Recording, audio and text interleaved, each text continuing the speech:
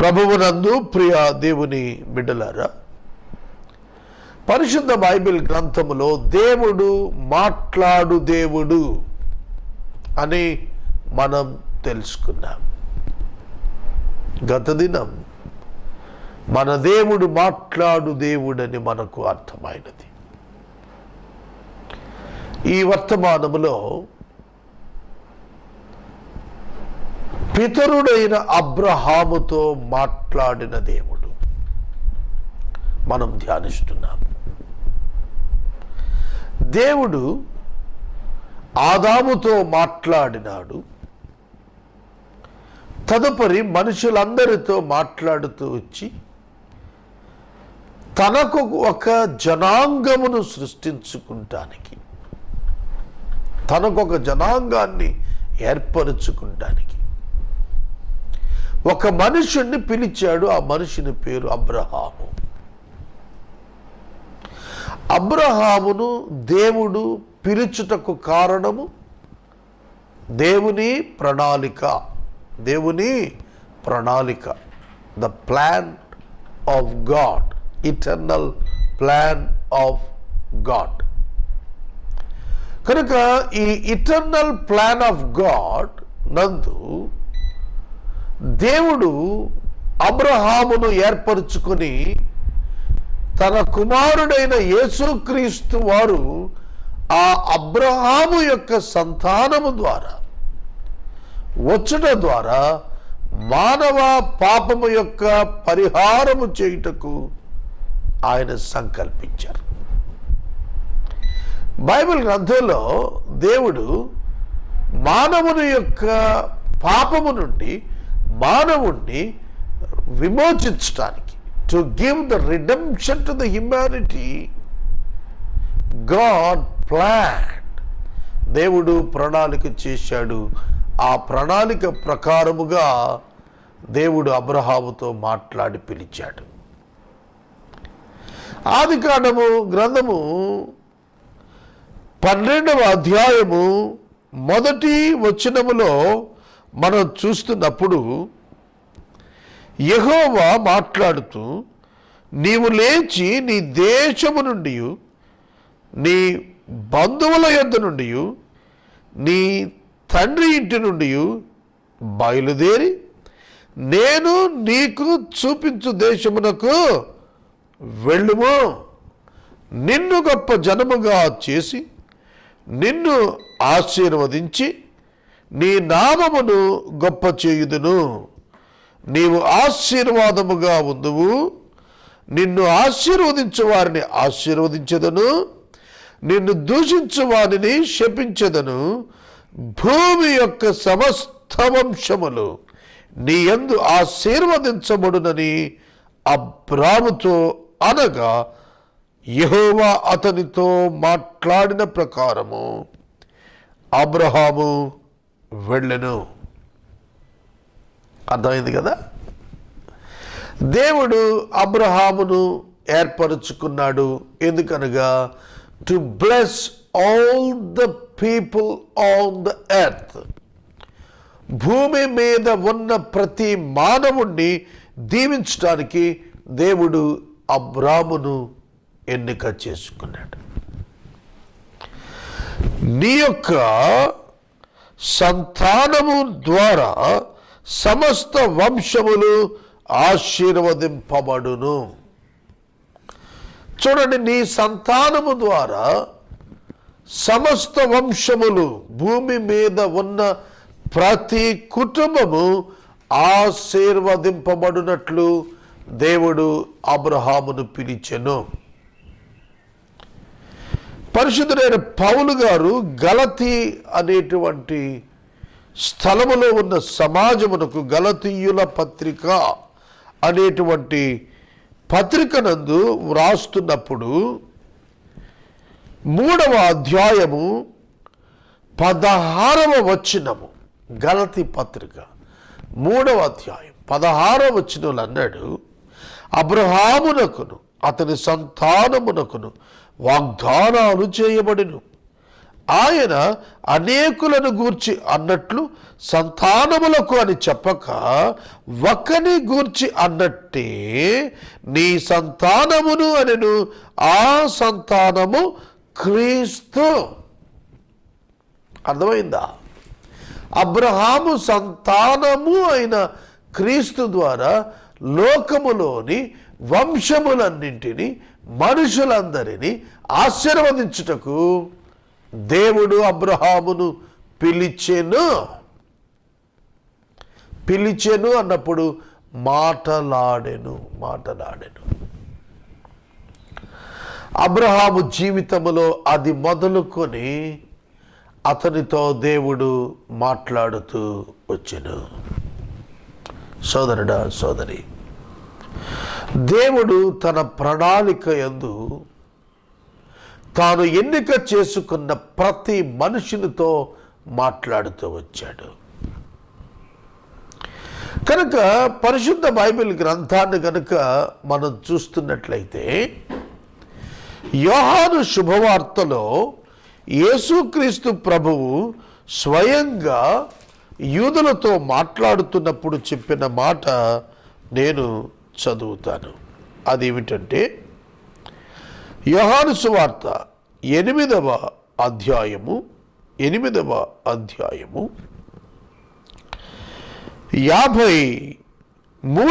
వచనాన్ని మనం చూస్తున్నప్పుడు, మన తండ్రి అయిన అబ్రహాము చనిపోయాను కదా, నీవు అతని కంటే గొప్పవాడివా? ప్రవక్తలు చనిపోయారు, నీవెవరవు అని అడిగారు యేసు ప్రభుని. మన పితరుడైన అబ్రహాము చనిపోయాడు కదా,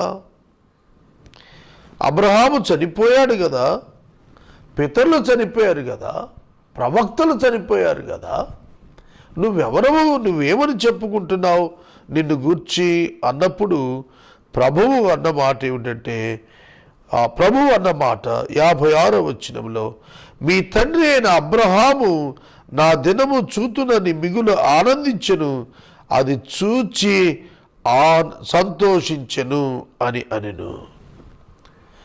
మీరు గొప్పగా భావిస్తున్నటువంటి అబ్రహాము నా దినము చూడాలని ఆశించాడు, చూచాడు, సంతోషించాడు అన్నాడు. అంటే అబ్రహాము నన్ను చూడాలనుకున్నాడు, అబ్రహాము నన్ను చూచాడు, ఆనందించాడు.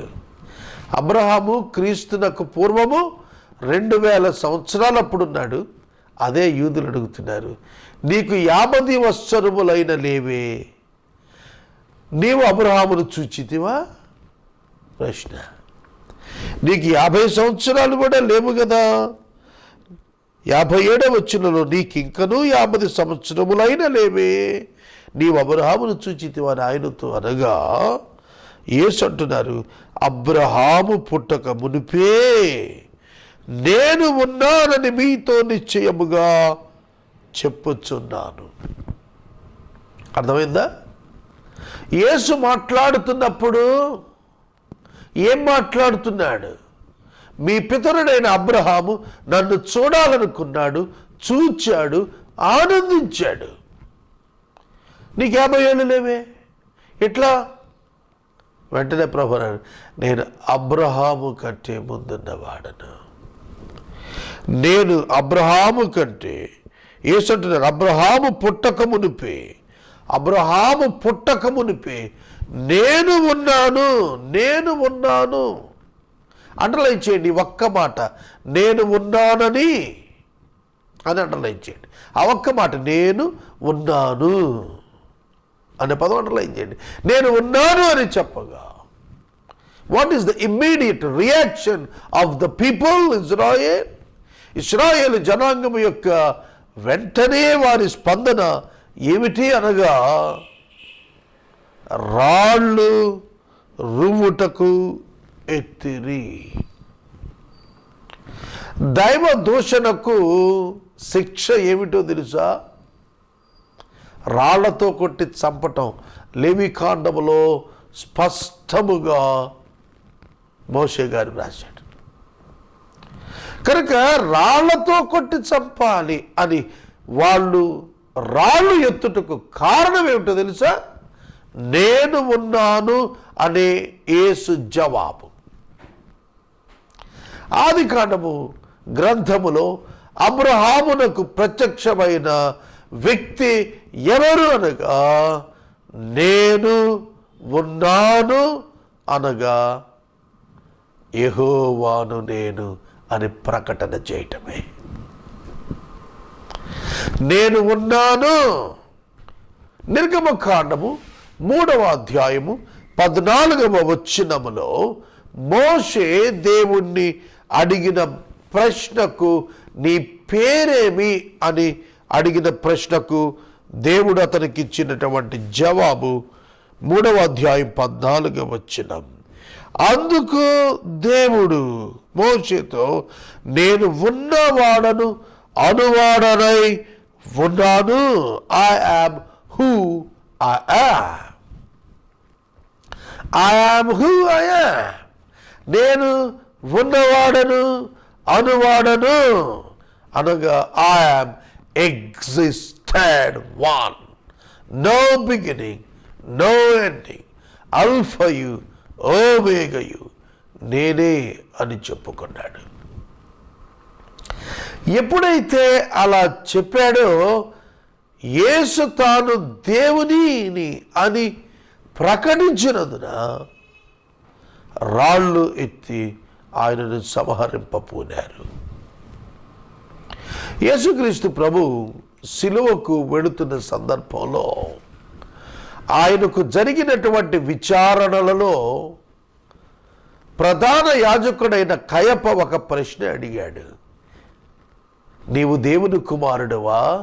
అయితే మాతో చెప్పు. ఇదేమి ప్రశ్న? ఈ ప్రశ్న ఎవరినైనా అడుగుతారా? కానీ యేసుని అడిగాడు. యేసు దేవుని కుమారుడు అని చెప్పబడుతున్నాడు గనుక అడిగితే ప్రభు అన్నాడు, నీవన్నట్టే, నేను దేవుని కుమారుణ్ణి. వెంటనే అతడు వస్త్రాలు చించుకొని చెప్పిన మాట, ఇక మనకు సాక్షులతో పని ఏమి? ఇక మనకు సాక్షులతో పని ఏమి? అవును, అప్పటి వరకు అబద్ధపు సాక్షులను పోగేసుకున్నటువంటి కయప ప్రజలే యేసు చెప్పిన మాట విన్నందున ప్రజలను సాక్షులుగా పెట్టడానికి అవకాశాన్ని వినియోగించుకొని అంటున్నాడు, ఇక మీరే సాక్షులు, ఇతడు దేవదూషణ చేశాడు. దేవునితో తనను తాను సమానునిగా మాట్లాడుతున్నాడు. దేవుని కుమారుడు అంటే దేవుడే, సన్ ఆఫ్ గాడ్ అంటే దేవుడు కదా. కాబట్టి దేవుని కుమారుడు అనగా దేవుణ్ణి మీకు ప్రత్యక్షపరిచిన వాడు అని అర్థం. దేవుణ్ణి ప్రత్యక్షపరిచాడు. యేసుక్రీస్తు యొక్క శరీరమునందు దేవుడు సంపూర్ణముగా నివసించాడు.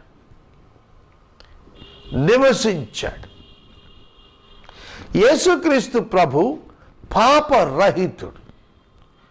యేసుక్రీస్తు ప్రభువునందు ప్రాచీన పాపపు స్వభావపు ఛాయ లేదు.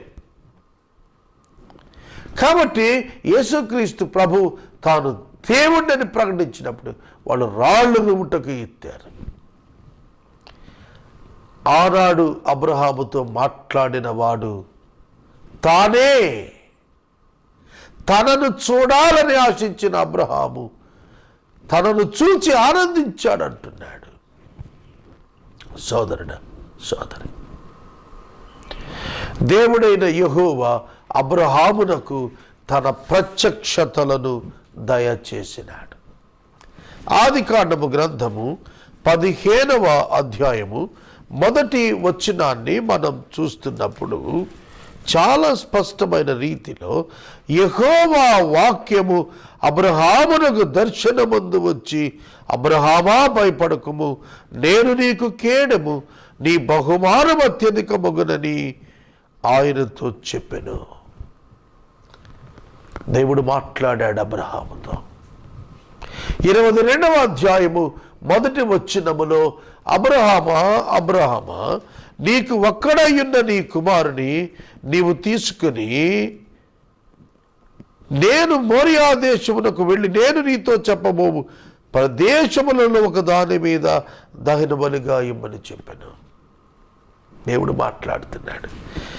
అలాగే ఆదికాండము గ్రంథము 17వ అధ్యాయములో అబ్రహాముతో మాట్లాడుతూ 99 ఏండ్ల వాడైనప్పుడు అబ్రహాము యెహోవా అతనికి ప్రత్యక్షమై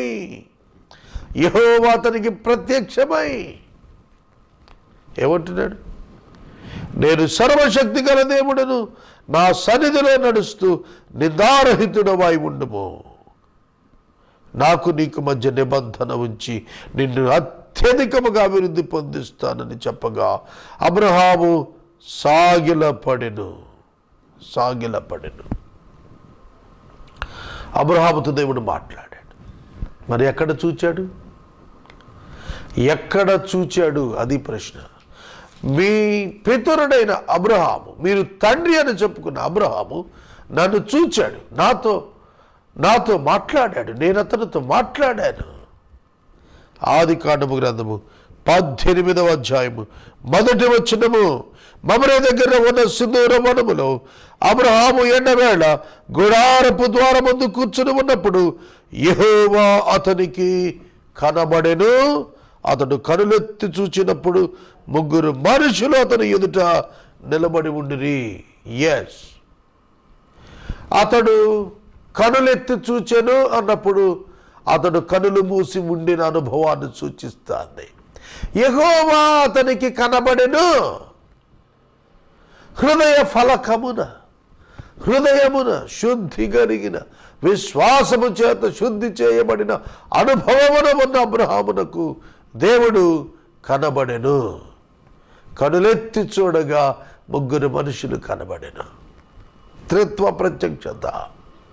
పాత నిబంధన గ్రంథములో దేవుడు మానవునిగా పలుమార్లు తన భక్తులకు, తన సేవకులకు ప్రత్యక్షమైనట్లుగా వాక్యము చెప్పుచున్నది. ఏదైనా వనమున ఆదాము మొదలుకొని ప్రతి తరమున మనుషులకు కనబడుతున్నప్పుడు 44 ఫిజికల్ అపియరెన్సెస్, ప్రత్యక్షతలు దేవుడు మనుషులకు ఇచ్చినట్లుగా కనిపిస్తుంది. మన టాపికే బైబిల్ గ్రంథంలో దేవుడు 5 సంవత్సరాలు చెబుతాను ఇదే అంశం. 5 years, 1000 hours about God, 2000 episodes మనం మాట్లాడుకుంటాం బైబిల్ మీద, ప్రభు చిత్తమైంది. కాబట్టి డైలీ అనుదిన వాక్యం వినండి. అబ్రహామునకు ప్రత్యక్షమైన వాడు యేసుక్రీస్తే. ఏదైనా వనములో ఆదామునకు ప్రత్యక్షమైనటువంటి యెహోవా ప్రభు అయిన యేసుక్రీస్తే.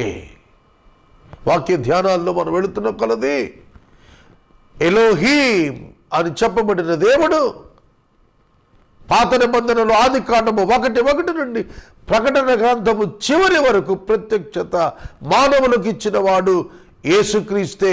Pre incarnated Christ and incarnated Christ. Very simple. శరీరధారి కాకపూర్వము యెహోవా దూతగా ప్రత్యక్షతలు, శరీరధారిగా యేసుక్రీస్తుగా కృపాసతి సంపూర్ణుడిగా మన మధ్యన నివసించుట. అబ్రహామునకు దేవుడు కనబడెను, అబ్రహాముతో దేవుడు మాటలాడెను. మనము ఇంతవరకు దైవజనులు డాక్టర్ బిషప్ కారుపాటి శాంతసాగర్ గారి ద్వారా గాడ్ ఆఫ్ ద బైబుల్ అనే అంశాన్ని గురించి ధ్యానం చేసుకున్నాం. ఈ కార్యక్రమం ద్వారా మీరు పొందుకునుచున్న ఆత్మీయ మేలులు ఒక SMS ద్వారా మాకు తెలియచేయండి. మీ ప్రార్థనా మనవులు మాకు తెలియచేస్తే ఏసే పరిష్కారం కార్యాలయంలో ఏర్పాటు చేసిన ప్రత్యేక ప్రార్థనా శిబిరంలో మీ కొరకు ప్రార్థిస్తాం. మీ కుటుంబ పక్షముగా ఒక ఎపిసోడ్కు ఆర్థిక సహకారము అందించాలి అనుకునేవారు స్క్రీన్పై డిస్ప్లే అవుతున్న మా అకౌంట్ నెంబర్కి పంపించండి. పరిచర్య సాక్ష్యము ఇచ్చి దైవజనులు డాక్టర్ బిషప్ కారుపాటి శాంతసాగర్ గారు ప్రార్థన చేసి ఈ కార్యక్రమాన్ని ముగిస్తారు. ప్రభువునందు ప్రియ ప్రేమ సాక్షి ప్రేక్షకులకు యేసుక్రీస్తు ప్రభు నామంలో మా పరిచర్యను గురించిన సాక్ష్యం ఇవ్వటానికి సంతోషిస్తున్నాను. యేసే పరిష్కారం అనేటువంటి కార్యక్రమం ఆంధ్రప్రదేశ్ పశ్చిమ గోదావరి జిల్లా ఏలూరు పట్టణంలో 2001 సంవత్సరం డిసెంబర్ 18వ తారీఖున ప్రారంభమైంది.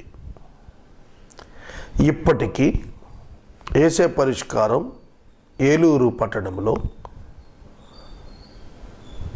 నిరంతరం నిరాటంకంగా కొనసాగుతూ 5500 ఎపిసోడ్స్ పూర్తి చేసుకుంది. 5500 ఎపిసోడ్స్ పూర్తి చేసుకుని కొనసాగుతోంది. పరిశుద్ధ బైబిల్ గ్రంథాన్ని ఆదికాండము నుండి ప్రకటన గ్రంథం వరకు ప్రపంచ భాషలలో 1500 పైగా ఉన్న భాషలు, రికగ్నైజ్డ్ స్క్రిప్ట్ ఉన్న భాషల్లో కేవలం తెలుగు భాషలోనే ఆదికాండము మొదలుకొని ప్రకటన గ్రంథం వరకు రికార్డ్ చేయబడి టీవీ మాధ్యమం ద్వారా రెగ్యులర్గా ఎవ్రీడే అనుదినం ప్రసారమైన ఒకే ఒక కార్యక్రమం మానవ చరిత్రలో, టెలివిజన్ చరిత్రలో యేసే పరిష్కారం. అత్యధిక సంఖ్యలో టెలివిజన్ ద్వారా ప్రసారం చేయబడిన ఎపిసోడ్స్ 3000 మాత్రమే. అటువలనే లిమ్కా బుక్ ఆఫ్ వరల్డ్ రికార్డ్స్లో 3464 ఎపిసోడ్స్ జీటీవీ వారు చేశారు. యేసే పరిష్కారం అయితే ఇప్పటికీ 5500కు పైగా ముగించుకుని కొనసాగుతున్నాయి. విశేషం ఏమిటంటే యేసే పరిష్కారం 3వ పర్యాయం పరిశుద్ధ బైబిల్ గ్రంథాన్ని ధ్యానం చేస్తుంది కనుక ఇది ఈ ప్రత్యేక కార్యక్రమంగా మీరు గుర్తించి ఇంతటి వాక్య అనుభవంతో బైబిల్ గ్రంథంలోని దేవుడు అనే అంశాన్ని 5 సంవత్సరాలు 1000 గంటలు దేవుని గూర్చి క్రైస్తవేతర సమాజానికి అర్థం కావటానికి పరిశుద్ధాత్మ చేత ప్రేరణ పొంది దైవ సేవకులు అశోక్ కుమార్ గారు సహకారంతో ప్రేమసాక్షి ఛానల్లో ప్రతిదినం చెప్పటానికి మేము ఉపక్రమించాం.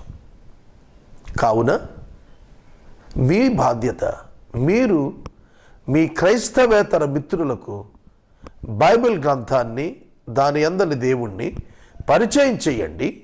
ఈ కార్యక్రమం చూడమని చెప్పండి. మీరు వినండి. మీరు ఒక 5 సంవత్సరాల్లో ప్రతి ఒక్కరికి దేవుని గురించి చెప్పగలిగే ఒక మహా డాక్టరేట్ స్థాయికి మీరు వస్తారు. I can assure you. కనుక ఈ ప్రోగ్రాం మిస్ కాకుండా రాత్రిపూట 7 గంటల నుండి 7:30 గంటల వరకు, ఒకవేళ మీరు ఏదైనా పనిలో ఉండి చూడలేకపోతే తెల్లవారుజామున మరలా ఉదయం 5 గంటల నుండి 5:30 గంటల వరకు ప్రసారం అవుతుంది. ఈ ప్రత్యేక సమయంలో ఇంకా యేసుక్రీస్తును తెలుసుకోవాలనుకుంటే ఈ కార్యక్రమాన్ని రెగ్యులర్గా చూసి మీ ఫ్రెండ్స్కి పరిచయం చేయండి.